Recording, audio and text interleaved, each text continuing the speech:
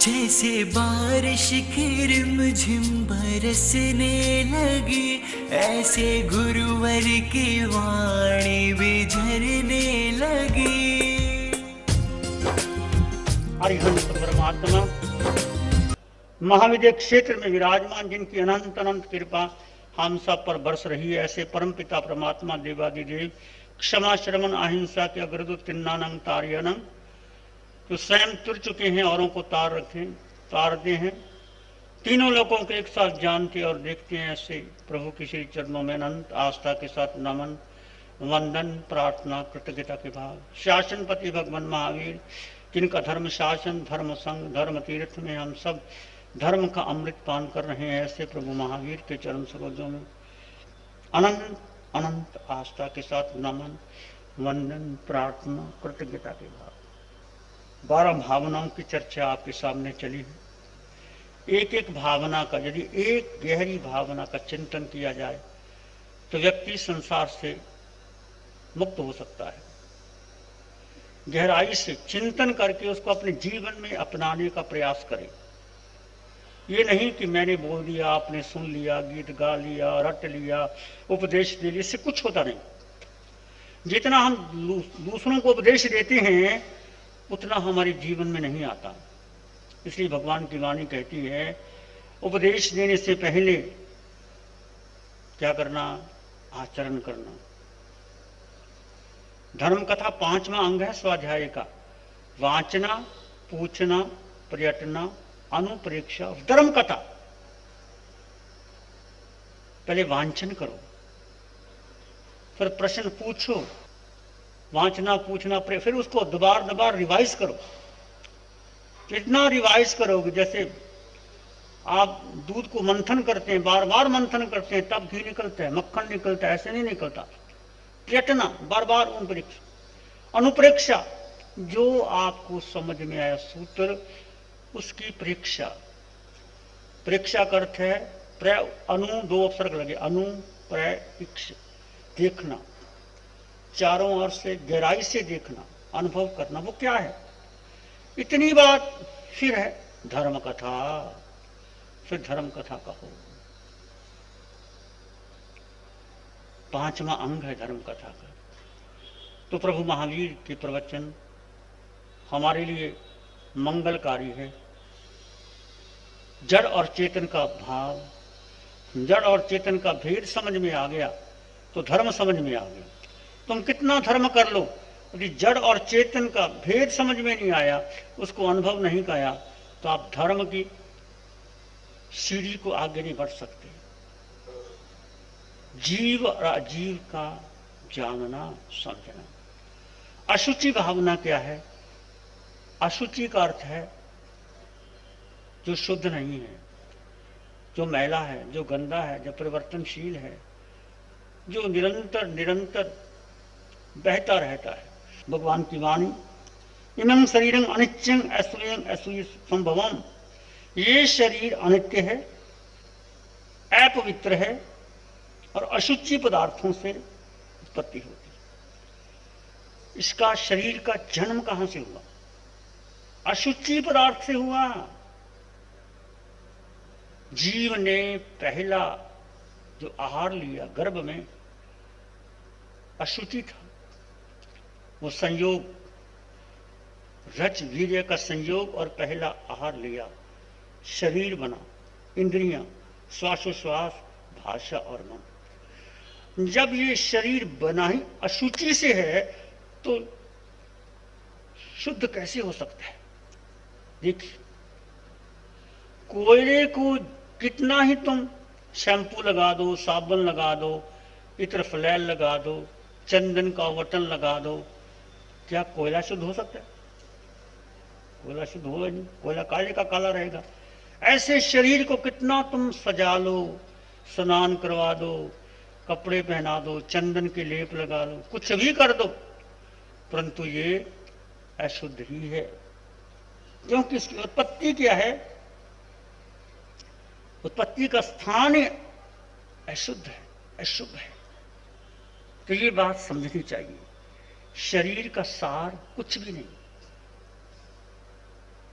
जिसको हम बहुत बड़ा मानते हैं, उस शरीर से हम बहुत कुछ प्राप्त कर भी सकते हैं, और यदि इसको भोगों में नमा दिया तो कुछ नहीं कर सकते। आगे कहा कि अशुभा अत्था काया यह हुंती देहो यह सब मणिमानम एवं चेव शुभो नवरी सब सुखायरो धम्मो। भगवती आराधना में कहा गया कि मनुष्यों का शरीर अशुभ होता है। संसार में सब जीवों को सुख देने वाला एक धर्म, धर्म शुभ होता है, शरीर अशुभ होता है। संसार के सभी जीवों को सुख देने वाला धर्म होता है, और कायादि सब आत्मा को अपवित्र करने वाला अर्थ। धर्म, अर्थ, काम और मोक्ष। इसमें धर्म करोगे तो मोक्ष प्राप्त करोगे, अर्थ की ओर जाओगे और काम होगा तो संसार का परिभ्रमण होगा। अर्थ क्या करता है? धन। और धन से क्या होते हैं? काम की बढ़ोतरी होती है, विषय शक्ति बढ़ती है। जितना देखो धन आता है, क्या मन करता है? नया बंगला ही बना लो, बनो उसको तोड़ दो, नया बना लो, घूम आओ, सैर करके आ जाओ। ये अर्थ, यदि धर्म नहीं है अर्थ के साथ तो अनर्थ की खान बन जाता है, और वही वो अर्थ अनर्थ में चला जाता है, पशु योनि में ले जाता है, नरक गति में ले जाता है। अर्थ और काम अशुभ है। धर्म, अर्थ, काम और मोक्ष। धर्म और मोक्ष शुभ है, अर्थ और काम अशुभ है। अर्थ क्या करता है? काम आदि सब आत्माओं को पवित्र करने वाला है। आत्मा को पवित्र करने वाला, सदा अनुभव कराने वाला संसार में यदि कोई है तो वो धर्म है। तो धर्म क्या करना चाहिए? धर्म किसी मंदिर, मस्जिद, गुरुद्वारे में नहीं है। धर्म तुम्हारे पास। जब तुमने शरीर को जाना तो शरीर चलता किससे है, उठता किससे है, बैठता किससे है, क्या करता है, ये कौन, किसका जन्म होता है, किसकी मृत्यु होती है, कौन देखता है, कौन सोचता है, किसकी बुद्धि, किसका मन, किसका है। इस पर चिंतन करने से लगेगा कि शरीर के भीतर कुछ ऐसा है जो शुद्ध है, पवित्र है, नित्य है, शाश्वत है, समृद्ध है, जो अनुभव करने योग्य है। धर्म अनुभव करने योग्य, धर्म प्रचार करने की योग्य नहीं है, धर्म अनुभव करने की योग्य। जितना तुम अनुभव करोगे वो अनुभव तुम्हारा फैलता चले जाएगा, बढ़ता चला जाएगा। गेहूं से बना हुआ घेवर शुद्ध होता है। क्यों बहनों, शुद्ध होता है कि नहीं? क्योंकि गेहूं शुद्ध है तो घेवर शुद्ध होगा। गेहूं के आटे से घेवर बनता है। गेहूं शुद्ध है तो घेवर शुद्ध है। और मनुष्य का शरीर किससे बना? अशुचि से बना। रज और वीर्य के उत्पन्न से वह शरीर फिर शुद्ध हो कैसे सकता है? गेहूं शुद्ध है तो घेवर शुद्ध है। और यदि शरीर अशुद्ध है, क्योंकि उसका शुरुआत, उसका ओरिजिन, उसका आहार ही अशुद्ध है, और वो आहार जीवन पर्यंत तक चलता है। माता पिता के द्वारा लिया गया जो आहार जीवात्मा ने पूरे जीवन तक चलता है। उसकी आंख, नाक, कान माता पिता के चिन्हों पर निर्भर करता है। इसलिए अशुचि भरे देह में शुचि क्या है उसको ढूंढो। अब शुचि क्या है, अशुचि क्या है, ये तुम स्वयं निर्णय करो। निर्णय कैसे करोगे? जिस देह को अपना जानकर, अपना मानकर उसे दिन रात हम उसकी सुरक्षा के लिए, जब थकावट आती है हम सो जाते हैं, जब भूख लगती है हम भोजन कर लेते हैं, जब प्यास लगती है पानी का इंतजाम हो जाता है, जब कुछ कार्य करने की इच्छा नहीं होती है मनोरंजन की ओर चले जाते हैं। जिस देह में रचपच रहा है 24 घंटे, क्या तूने सोचा कि ये देह है क्या? इस तेरा अनुराग है, क्या क्या भरा इस देह में? कभी सोचा क्या क्या भरा उस देह में? अनुराग है जिस देह में, उस देह का क्या रूप है? आत्म रहे जिस देह में, मलिन मल पल रुधिर की कसवसा का आवास है। जड़ रूप है तन किंतु इसमें चेतना का वास है। इस देह में मल है, मूत्र है, मांस है, मज्जा है, रक्त है, वीर्य है, सब कुछ। देखो आंखों से क्या पानी बहता है, कान से क्या, नासिका से क्या, मुंह से क्या। 9 द्वार है शरीर में, 9 द्वारों में गंदगी ही बहती है। आचार्य शंकर ने भी कहा है, अंगम गलितम पलितम मुंडम दशन विहीनम जातम तुंडम वृद्धो याति गृहीत्वा दंडम तदपि न मुंचति आशा पिंडम। आचार्य शंकर ने कहा, ये शरीर जब वृद्ध हो जाता है, अंगम गलितम पलितम मुंडम दशन विहीनम जातम तुंडम, अंग गल जाते हैं, मुंह पीला पड़ जाता है, आंखें दिखाई नहीं देता, बूढ़ा होकर के लाठी लेके चलता है, परंतु आशा और बलवान हो जाती है। मुझे और चाहिए, धन चाहिए, मकान चाहिए, संयोग चाहिए, बेटा चाहिए, पोता चाहिए, पड़पोता चाहिए। तो ये सब क्या है? आशा। ये आशा कहां से कहां ले जाती है मनुष्य। इसलिए शरीर का चिंतन करते हुए हम आत्मा का चिंतन करें। सप्त धातु मल मूत्र में महाघिनौनी देह है, भोगिलासी जीव को सुंदर लगती ये देह है। संत कुमार चक्री महासुंदर स्वस्थ शरीर, 16 रोग हुए उत्पन्न तज शंड खंड पहुंचे तीर। एक सुंदर कथानक आता है, संत कुमार चक्रवर्ती 6 खंड का राजा, उसका रूप, उसका लावण्य, उसका शरीर सौष्ठव बहुत सुंदर था।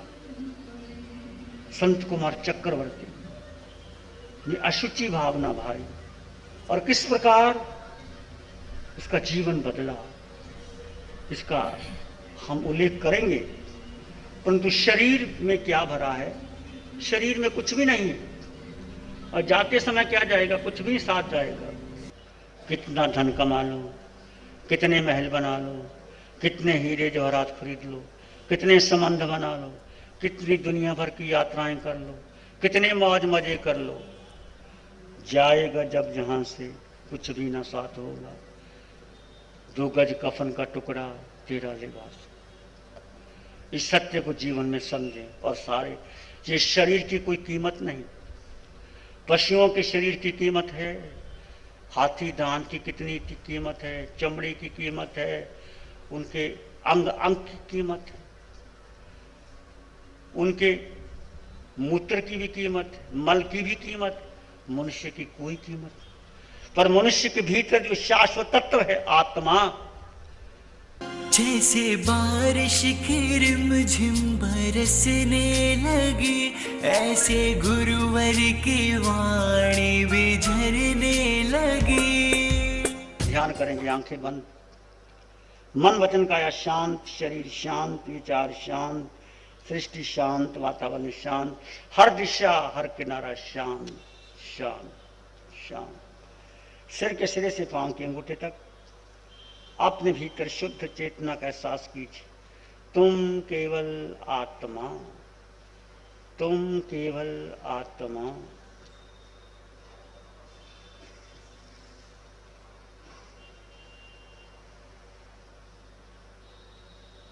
आते जाते श्वास को जानो और देखो, तुम केवल आत्मा हो, तुम केवल आत्मा हो।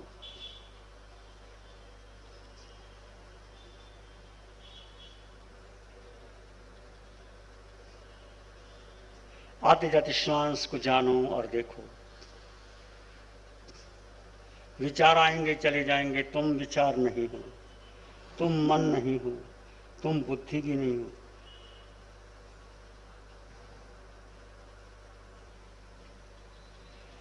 एक शरण है धारा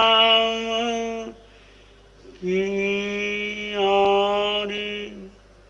शरण नहीं कोई। एक शरण है धर्म की और शरण नहीं कोई। सत्य वचन के तेज से जन जन मंगल होए। सत्य वचन के तेज से सबका मंगल होए। तेरा मंगल होए। जन जन मंगल हो। सबका भला हो, सबका मंगल हो, सबका शुभ हो, सबका कल्याण हो, सबकी स्वस्थ मुक्ति हो, सबको धर्म मिले, वीतराग धर्म मिले, सत्य धर्म मिले। इसी में एक लंबा गहरा श्वास लें। अरिहंत परमात्मा के चरणों में अनंत कृतज्ञता ज्ञापित करें। एक और लंबा गहरा श्वास। अरिहंत परमात्मा के चरणों में नमन और वंदन। दोनों हाथों को आंखों पे ले जाएं। हल्का सा स्पर्श, धीरे से आंखें खोल सकती। नमो अरिहंतानंग, नमो सिद्धानंग, नमो आइलियानंग, नमो उज्जयनंग, नमो लोय सब साहुनंग स्वपंच नमो कारो सब पावपनाशनो मंगलानंच सव्य सिंह पड़मंग वाई मंगलम। श्री चत्तारी मंगलम, अरहंता मंगलम, सिद्धा मंगलम, साहु मंगलम, केवली पाणतो धम्मो मंगलम। चत्तारी लोग उत्तम, अरहंता लोग उत्तम, सिद्धा लोग उत्तम, साहु लोग उत्तम, केवली पाणतो धम्मो लोग उत्तम। चत्तारी शरणं पवज्जामि अरहन्ते शरणं पवज्जामि सिद्धे शरणं पवज्जामि साहु शरणं पवज्जामि केवली पन्नतं धम्मं शरणं पवज्जामि। चार शरण दुख हरण जगत में और न शरण कोई होगा जो भव्य प्राणी करे आराधन उसका अजर अमर पद हो उसका सदा ही मंगल। जैसे बारिश गिर